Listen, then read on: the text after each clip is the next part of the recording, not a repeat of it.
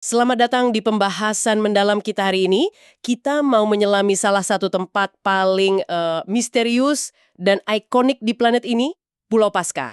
Atau nama aslinya Rapa Nui ya. Iya, Rapa Nui. Anda pasti langsung kebayang patung-patung batu raksasa itu kan, Moai? Yang kayak natap kosong ke cakrawala.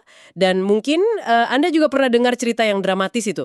Yang soal peradabannya runtuh sendiri ya. Nah, itu dia. Katanya kan mereka bangun Moai besar-besaran, terus nebang semua pohon buat mindahinnya, tanahnya jadi rusak, kelaparan, perang, wah pokoknya surga yang hilang karena ulah sendiri gitu. Cerita yang sangat populer. Tapi nih, sumber yang kita pegang hari ini, khususnya fokus kita di bab 6 buku Humankind dari Rutger Bregman, itu menyajikan cerita yang, wah, beda banget. Betul, jauh lebih kompleks, didukung temuan arkeologi yang lebih baru. Nah, misi kita sekarang ini mau coba bongkar nih lapisan-lapisan cerita populer itu. Kita mau gali apa sih yang sebenarnya mungkin terjadi di pulau terpencil itu, ya setidaknya menurut perspektif di bab ini. Bab ini kan kayak buku Humankind lainnya, sering nantang pandangan kita soal sifat manusia ya. Oke, siap kita bedah? Siap, tentu saja. Narasi keruntuhan karena ekosida itu, bunuh diri ekologis, memang kuat banget sih pengaruhnya. Apalagi setelah dipopulerkan sama penulis kayak Jared Diamond di buku Collapse. Ah, iya, kolaps. Pulau Paskah itu jadi kayak studi kasus tragis. Laboratorium mini tentang gimana masyarakat bisa hancurin lingkungannya, terus ya hancurin diri sendiri juga. Jadi semacam peringatan keras lah soal batas pertumbuhan dan akibat ulah manusia. Ceritanya memang kuat banget ya pesannya. Oke, jadi mari kita mulai dari versi yang sering kita dengar itu dulu, biar jelas kontrasnya nanti. Intinya kan gini, orang Rapa Nui terobsesi bikin moai. Iya? Tebang semua pohon palem raksasa buat mindahin patung-patung gede itu, akibatnya erosi parah, gagal panen, kelaparan massal, terus perang antar suku, bahkan katanya sampai kanibalisme. Dan akhirnya, peradaban mereka itu hancur lebur sebelum orang Eropa pertama datang. Jadi murni tragedi buatan sendiri. Gitu kan ya inti cerita umumnya? Bener, ringkasannya pas banget itu. Narasi ekosida yang dominan ya begitu. Dramatis, pesan moralnya juga jelas, tapi ya itu. Seperti yang ditekankan di bab 6 Humankind, bukti-bukti baru dari peneliti kayak arkeolog Terry Han dan Carl Lippo mulai nunjukin gambaran yang jauh beda. Lebih kompleks dan jujur aja cukup mengejutkan. Nah, ini dia bagian serunya nih dari materi yang Anda kasih ini. Bukti baru apa sih yang secara mendasar nantang cerita keruntuhan total pra-Eropa itu? Kita mulai dari mana ya enaknya? Mungkin dari skala populasi sama isu hutan itu dulu. Oke, boleh. Kita urai satu-satu ya, berdasarkan argumen di sumber ini. Pertama soal populasi. Dulu kan sering disebut populasinya bisa sampai 15.000, bahkan 20.000 orang. Wah, banyak banget ya untuk pulau sekecil itu. Iya, pasti tekanannya besar ke sumber daya. Tapi penelitian yang lebih baru, yang dikutip Bregman, itu ngasih angka yang jauh lebih kecil. Mungkin puncaknya cuma sekitar 3.000 sampai 4.000 orang aja. Hah? Cuma segitu? Itu kan bedanya jauh banget. Dampaknya ke lingkungan pasti beda dong hitungannya. Jelas beda. Nah, terus soal penggundulan hutan. Itu memang terjadi. Pohon palem raksasa yang dulu nutupin pulau itu memang hilang. Nah, itu gimana? Apa benar gara-gara buat mindahin Moai semua? Menurut sumber ini, narasi yang nyalahin sepenuhnya penebangan buat Moai itu terlalu sederhana. Ada tersangka lain yang perannya gede banget. Tikus Polinesia, Ratus exulans. Tikus. Sebentar. Gimana ceritanya? Tikus bisa bikin hutan gundul skala besar gitu? Jadi gini, tikus-tikus kecil ini kan kebawa di kano orang Polinesia pertama yang datang. Nah, di Rapa Nui mereka itu nggak punya predator alami. Oh iya ya? Akibatnya, populasinya meledak. Dan yang penting, makanan favorit mereka itu kacang atau biji dari pohon palem Rapa Nui. Mereka makanin biji itu banyak banget. Ah, jadi pohon barunya susah tumbuh ya? Nah, itu dia. Pohon baru nggak bisa tumbuh gantiin yang tua atau yang ditebang manusia. Jadi, ya, manusia memang pakai kayu buat macam-macam. Kano, kayu bakar, mungkin sebagian buat moai. Tapi regenerasi hutannya dihambat parah sama tikus ini. Ekosistemnya memang rapuh sih dari awal. Oke. Jadi ini lebih kayak kombinasi ya antara aktivitas manusia sama faktor ekologis yang tak terduga si tikus ini. Udah beda nih ceritanya dari manusia serakah ngancurin semua. Terus konsekuensinya gimana? Apa mereka beneran kelaparan terus perang sampai runtuh? Nah, ini poin penting ketiga dari argumen di bab ini. Bukannya runtuh pasrah gitu aja, bukti arkeologi malah nunjukin sebaliknya. Orang Rapa Nui itu nunjukin kemampuan adaptasi yang luar biasa. Adaptasi, gimana tuh? Pas pohon gede hilang dan sumber daya berubah, mereka nggak nyerah. Mereka malah ngembangin teknik pertanian yang inovatif banget buat ngakalin tanah vulkanik yang kurang subur dan kondisi yang makin kering. Contohnya, kayak apa tuh adaptasinya? Yang paling keren itu yang dibahas namanya Lintic Mulch Gardens, kebun mulsa batu. Ini bukan sekadar naruh batu di tanah loh ya. Oh, bukan. Bukan. Ini sistem pertanian cerdas. Mereka sengaja nutupin area tanam pakai lapisan batu-batu vulkanik. Batu ini fungsinya banyak. Ngelindungin tanah dari erosi angin, ngurangin penguapan air, jadi tanahnya lembab terus, nekan gulma juga, dan pelan-pelan batunya lapuk ngasih mineral ke tanah. Wah, canggih juga ya. Canggih. Ini bikin mereka bisa nanam ubi jalar, talas, tebu, di tempat yang tadinya mungkin nggak bisa ditanami. Ada juga manafai, kebun batu melingkar buat lindungin tanaman yang rapuh. Ini semua bukti kecerdasan sama ketahanan mereka, bukan bukti keputusasaan atau keruntuhan. Luar biasa. Jadi kayak insinyur lingkungan gitu ya pada masanya. Jauh banget dari gambaran masyarakat primitif yang rusak diri. Oke, kalau gitu, Moai-nya sendiri gimana? Kan patung segede itu tetap aja misterius dan sering dibilang biang keroknya kan? Nah, soal Moai ini juga ditantang interpretasinya sama sumber ini. Pertama, kayak yang Anda bilang tadi, kebanyakan Moai itu nggak ngarep laut kayak benteng pertahanan. Iya, ngadepnya ke darat kan ya? Betul, ngadepnya ke dalam pulau, ke arah pemukiman atau ahu, platform upacaranya. Ini kuat banget nunjukin fungsinya itu sosial atau ritual, bukan militer. Mungkin lambang leluhur, penjaga komunitas, atau pusat kegiatan bareng yang nyatuin klan-klan. Terus cara mindahinnya, bukannya itu butuh kayu banyak banget? Teori lama kan digulingin pakai gelondongan kayu ya, itu pasti boros pohon banget. Tapi teori itu banyak perdebatannya. Si Hunt sama Lipo yang risetnya banyak dikutip Bregman, mereka ngajuin hipotesis lain. Gimana tuh? Digukung eksperimen sama tradisi lisan juga, katanya Moai itu nggak digulingin, tapi dijalankan tegak. Bayangin kayak mindahin kulkas gede, digoyang kiri kanan dikit-dikit sambil ditarik tali sama beberapa kelompok orang. Dijalankan? Masa sih batu segede gitu disah? Kedengarannya agak mustahil ya. Kedengerannya emang gitu. Tapi eksperimen mereka nunjukin kalau bentuk dasar Moai yang agak miring ke depan itu memungkinkan secara fisik. Dan yang penting, cara ini butuh kayu jauh lebih sedikit. Mungkin cuma buat tali sama tuas kecil aja. Orang yang dibutuhin juga lebih dikit dibanding metode gelondongan. Menarik banget ini. Kalau ini benar, berarti bikin dan mindahin Moai itu bukan tindakan gila ngerusak sumber daya. Malah bisa jadi proyek komunal gede yang justru nguatin ikatan sosial, kerjasama, dan ekspresi budaya mereka. Wah, ini bener-bener ngebalikin hampir semua anggapan populer soal Rapa Nui pra-Eropa ya. Jadi gambarannya itu masyarakat yang tangguh, inovatif, terorganisir. Terus apa yang terjadi pas dunia luar akhirnya datang? Si Jacob Roggeveen, penjelajah Belanda itu kan datang pas hari Paskah 1722. Apa dia nemuin peradaban yang udah hancur? Justru enggak, menurut catatan yang dianalisis di sumber ini. Pas Roggeveen sama krunya datang, mereka nemuin pulau yang masih dihuni. Masyarakatnya kelihatan berfungsi, ya meskipun mungkin hidupnya sederhana, dan yang penting, banyak Moai masih berdiri tegak di atas ahunya. Laporan awal malah bilang penduduknya penasaran, ngedeketin kapal Eropa. Tapi tadi Anda bilang ada tragedi ya di awal. Ya, sayangnya interaksi pertama itu akhirnya buruk banget. Mungkin karena tegang, takut, atau salah paham budaya yang fatal, pelaut Eropanya panik. Mereka nembakin kerumunan orang Rapa Nui di pantai. Ya ampun. Akibatnya puluhan penduduk pulau, laki-laki perempuan tewas atau luka. Coba bayangin gimana dampaknya kekerasan mendadak kayak gitu, buat masyarakat yang udah ratusan tahun terisolasi.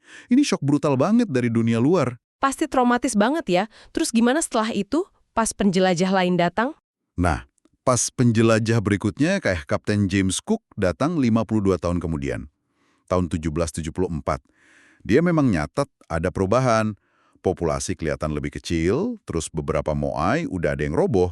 Nah itu dia, bukti perang saudara kan? Tunggu dulu, masyarakat Rapa Nui itu masih ada, Masih bertani, struktur sosialnya ya mungkin tegang, tapi masih jalan.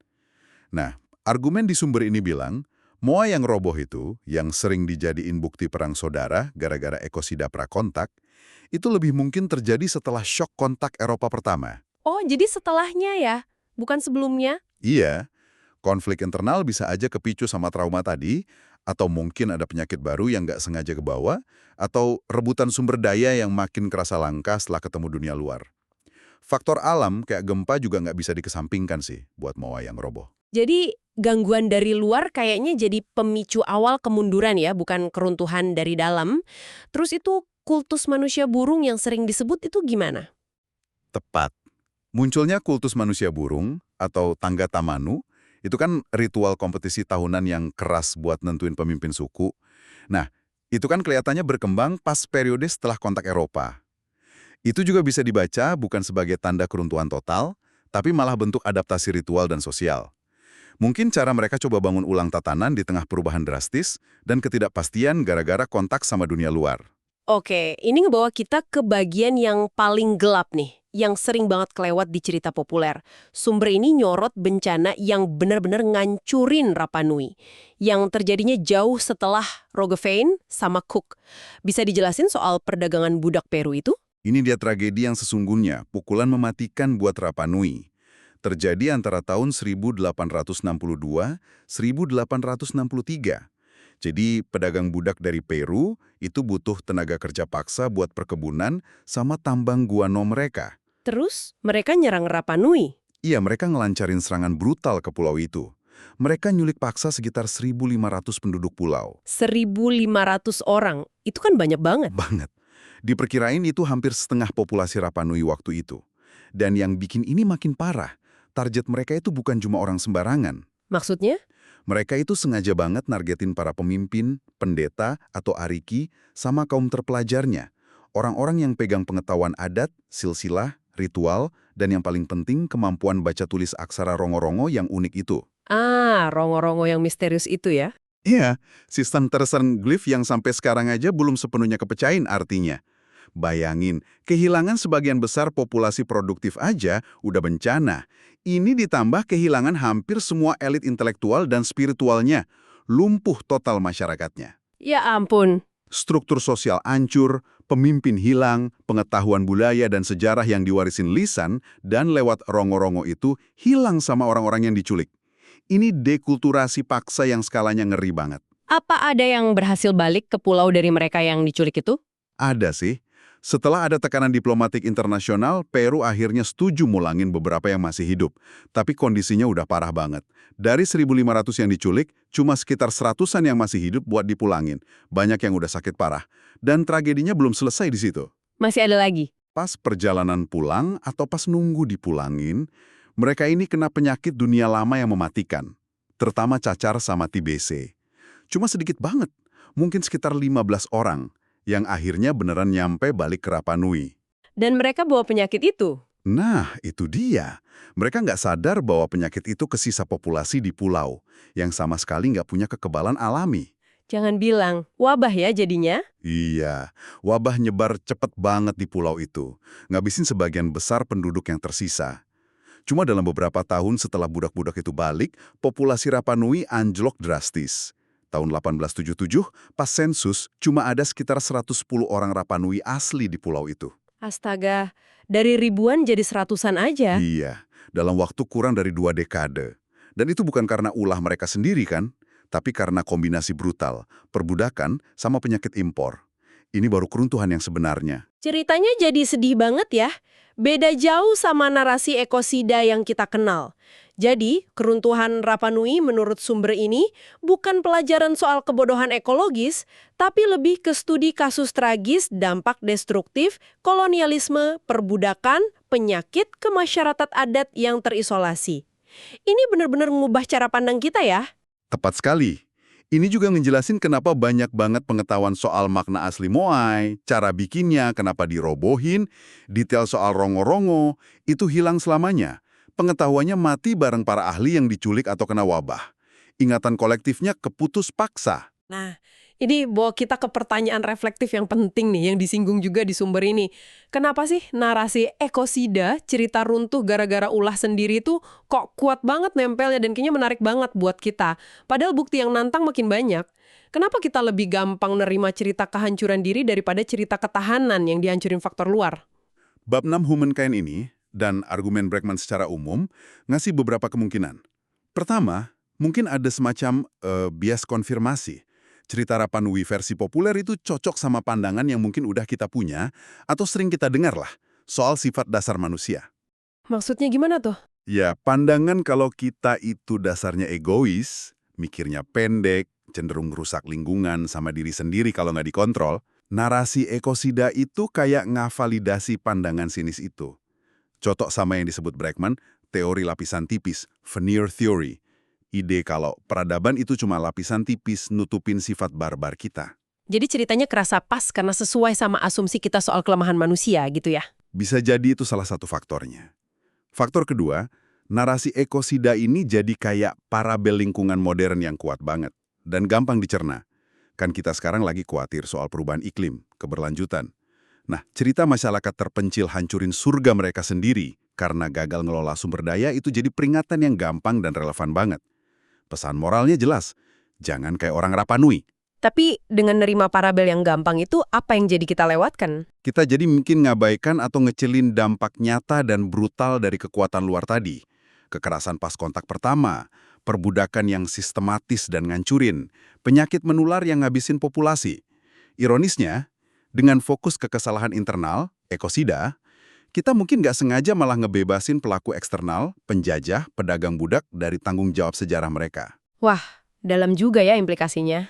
Ini jadi nimbulin pertanyaan penting soal cerita sejarah mana yang kita pilih buat dipercaya dan kenapa. Apa kita lebih nyaman nyalahin korban daripada ngadepin warisan kelam, tindakan nenek moyang kita atau kekuatan sejarah yang lebih besar? Jadi, kesimpulan dari pembahasan kita berdasarkan bab 6 Humankind ini, apa nih yang perlu kita bawa pulang?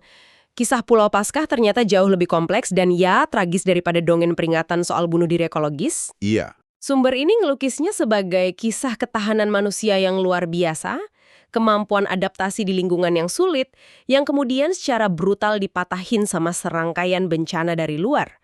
Kekerasan, perbudakan, penyakit, ini narasi yang nantang kita buat ngelihat lebih jauh dari mitos yang nyaman itu. Betul. Ini pengingat kuat soal pentingnya kita periksa bukti secara kritis, mempertanyakan narasi yang dominan, dan ngakuin kompleksitas sejarah, termasuk peran kekuatan eksternal dalam ngebentuk nasib suatu masyarakat.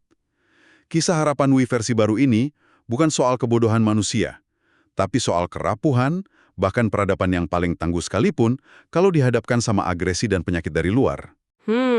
Jadi pelajaran yang bisa diambil beda banget ya? Beda banget. Nah, sebagai penutup, mungkin ada satu pemikiran terakhir nih buat Anda renungkan, yang muncul dari materi ini. Seberapa sering sih kita nyederhanain masa lalu jadi cerita moral yang hitam putih aja? Dan sejauh mana cerita-cerita yang kita terima gitu aja, apalagi yang kayaknya ngekonfirmasi asumsi terburuk kita soal sifat manusia, itu benar-benar nyerminin kebenaran sejarah yang kompleks dan penuh nuansa. Bertahannya mitos ekosida Pulau Paskah ini, kayak yang dianalisis sumber ini, mungkin lebih banyak cerita soal kita, soal kesiapan kita percaya sama narasi keruntuhan internal daripada soal orang Rapa Nui itu sendiri. Sesuatu buat dibawa pulang dan direnungkan lebih lanjut nih.